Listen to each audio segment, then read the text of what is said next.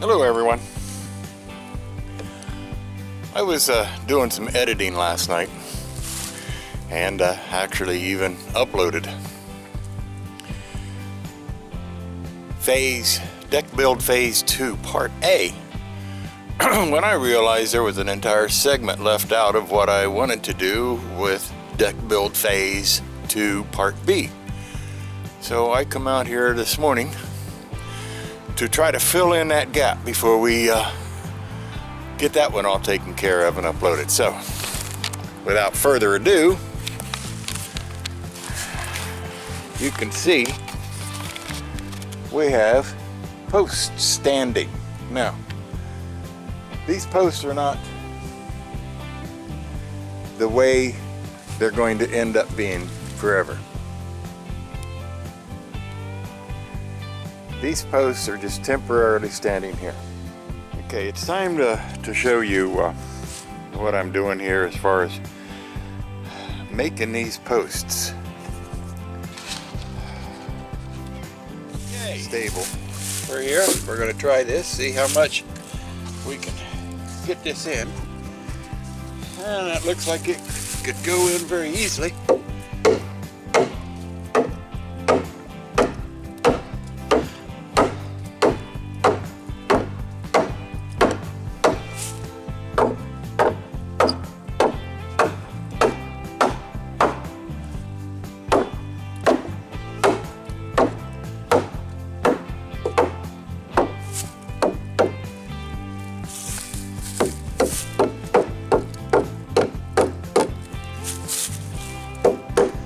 Now that we have it in position, I'm going to get the square to make sure that we are square.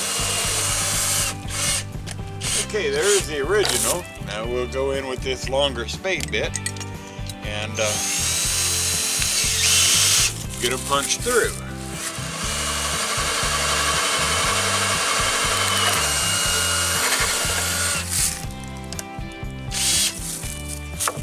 Alrighty now.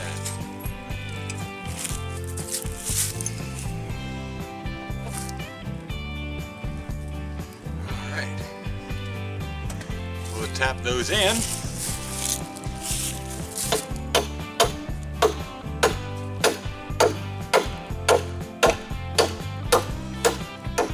Move my coffee off the ridge and set each one of these nuts or these bolts out here. Just set them good so that they lock into the wood.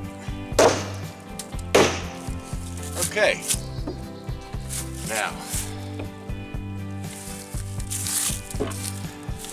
each one of those, after we clean it off a bit around them, each one will receive a flat washer. Each one will receive a lock washer. And by the way, this hardware stuff, it is unbelievable and how ungodly the price is on it anymore. For the few nuts and bolts and washers that I got here,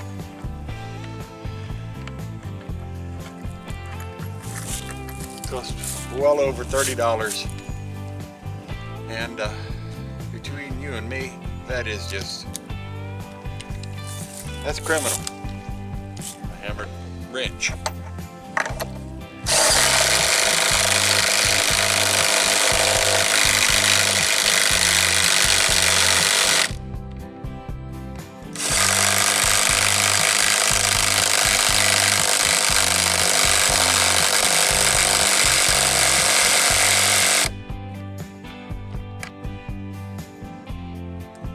I have found that if I run that until the socket quits turning, they're pretty much as tight as they need to be. Now, all we got to do here is measure this gap here and get a piece cut for that, and this part of the job. So we'll bring her back up. There we go. Just like that. Right in there.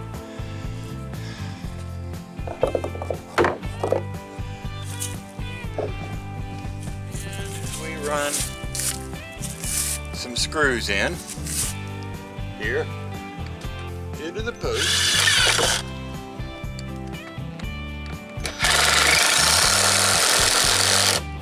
That pulls her in tight. Now you might be asking why I am going through all of this and putting so much effort into these when so many people do nothing but just put a couple nails in. A few years ago, a real good friend of mine had some family over, and as they were getting ready to leave, one of the family members more or less leaned up against the railing of his deck, and the leg came loose, causing his daughter to fall backwards off of that deck onto his concrete driveway. We did a real good boogered up job on her arm, and took her a long time before she was back on her feet again. As I've mentioned before, I'm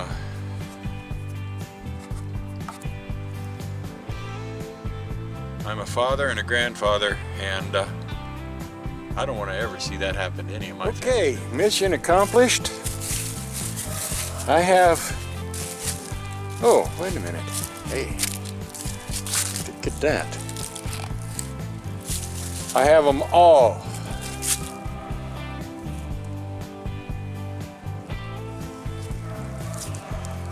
Put on. So anyway, what I've also done here is I went through my wood pile right over there. A number of, I came up with deck boards. Some of them old, some of them not so good shape. All of them old, all of them used. So I fit them there just for a walkway into Mrs. Stedhomer's side. I got some old steps that were down there that maybe you saw earlier that I am going to try to fit to it. And then I also took some 2x4s and 2x6 or whatever and put them up. These aren't safety rails. They are visually safety rails. They're not to hold anybody. They're not to be leaned on. They're actually not to be touched. But when we start carrying things in and out of here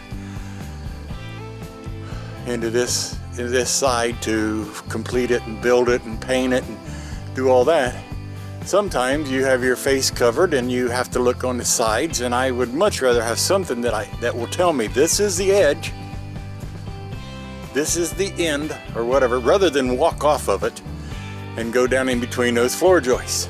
So I'm not telling you this is the way it should be done. I'm telling you this is the way Mrs. Stedhomer and I do it. In a little bit, I'm getting ready to drag those steps up, and we're going to take a look at it and see just what I'm going to have to do to put those stairs against this side right here between here and here in order for us to be able to easily access up and down. You know, a lot of people, up to and including some family members, have asked why I go through so much in recycling. Well, number one, the joy of knowing that these wood products and things in that order aren't done yet and aren't going to hit the landfill or go up in fire, and that they can still be used for something.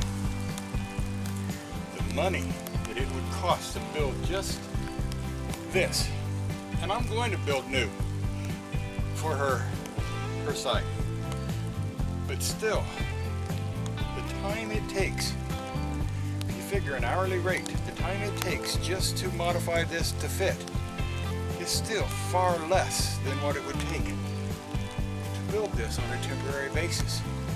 So these are the reasons that Mrs. Stedhomer and I have really gotten into recycling. It's the money saved, the fact that we can take something that some people think is done, no good, been used, throw it away, get new, and turn it into something of value, and the pride that we could feel for that. That's big.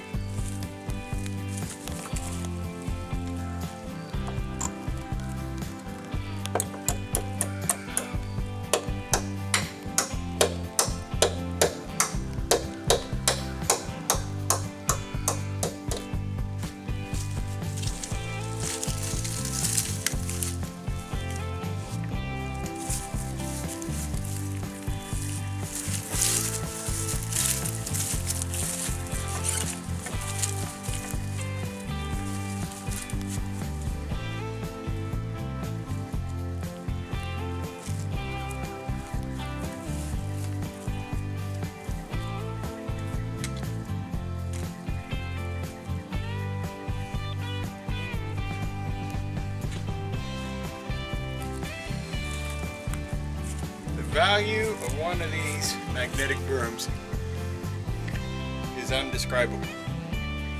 I bought this a number of years ago when my family went together to put a new roof on my mother and father's house in one day. And my dad, as crippled as he was at that time, spent the entire day with this, going around the house, picking up all the nails and everything that we dropped. Right there made it worth everything, and for all the price that I had paid for it. And I have used a countless number of times since. One of my biggest recommendations is anybody who gets the opportunity to get themselves a magnetic broom, they need it. That's what I just picked up. That's what I just picked up. Well, I've taken it all apart, and I've got it sitting up there, holding it there with just 2 screws. Now, right here, here, and here, I have to dig down, make it so that I can put a concrete block underneath those points, because I've also cut this way down. And some concrete blocks that'll allow that to sit on there on a pretty solid basis. So, okay, I'm heading down to get the concrete blocks. I'll be back up here in a little bit, and I'll start digging those areas out to see what I can come up with. Okay, it's not perfect, but you know it's perfect enough for this. These are temporary steps. These are only going to be here long enough to get the floorboard on the rest of the deck, and then to get the new steps built, like I said, over here. This is where Mrs. Stedhomer wants it. But we have an issue. There's substantial here, you know, for the first step. Substantial. Spirit's doing everything he can to figure it out. I have sat there and tried to figure it out. So I've called one of the smartest people I know out here to see what she can do, and that's Mrs. Stedhomer. I'm going to see if she can come up with some kind of a plan to get this usable for us. Okay, I'll be back. Okay, we got her taken care of here. It's a couple of these skirting boards put together, tongue and groove, with a 2x6 behind them and dug out for it to fit, and then a 4x6 here. It wobbles a little bit, but you know, it's temporary.